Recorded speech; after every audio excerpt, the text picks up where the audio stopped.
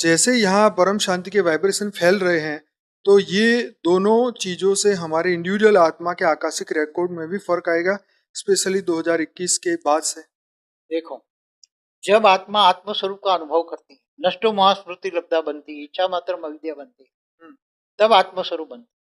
जब आत्मस्वरूप बन के परम शांति के वाइब्रेशन फैलाती है, आत्मा परम बेहद के परमपिता से पावर लेती है और आत्मा में पावर आती है, तब उसका कारण शरीर में बिल्कुल डिलीट हो, कारण शरीर में जो रिकॉर्ड है वो डिलीट हो जाता है।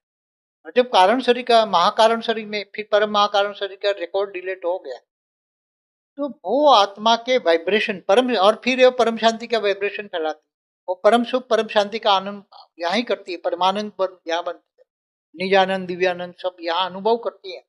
तो वो अनुभव परम शांति के वाइब्रेशन, परम सुख के वाइब्रेशन, परम आनंद के वाइब्रेशन, वो चारों ओर वाइब्रेट होके उसकी स्टेज के आधार, अगर उसकी स्टेज 1 कला में है, 10 कला में है, 20 कला में है, 50 कला में है, 100 कला में है, तो उसका वाइब्रेशन 100 कला तक जाए, पूरे मल्टीवर्स तक।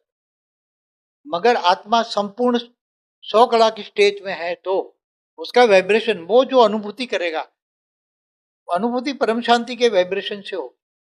पहले परम शांति का वाइब्रेशन का अनुभव करेगा, परम शांति परम शांति, तो उसका कारण शरीर, महाकारण शरीर, परम महाकारण शरीर में परम शांति, उसके घर में परम शांति फैल जाएगी। उसको जो भी याद करेगा परम शांति, चारों ओर पूरे ये ब्रह्मांड में परम शांति फैल जाएगी। उसकी स्टेज हाई बनती है तो महाब्रह्मांड तक जाएगा।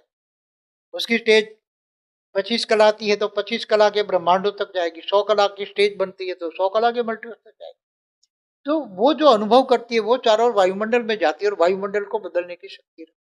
तो आत्मा की पावर के साथ परम शांति के वाइब्रेशन, परम सुख परम आनंद का अनुभव, वो चारों ओर ऐसा ही बना, तो परम धाम जैसा बना। ठीक है बाबूजी, आखिरी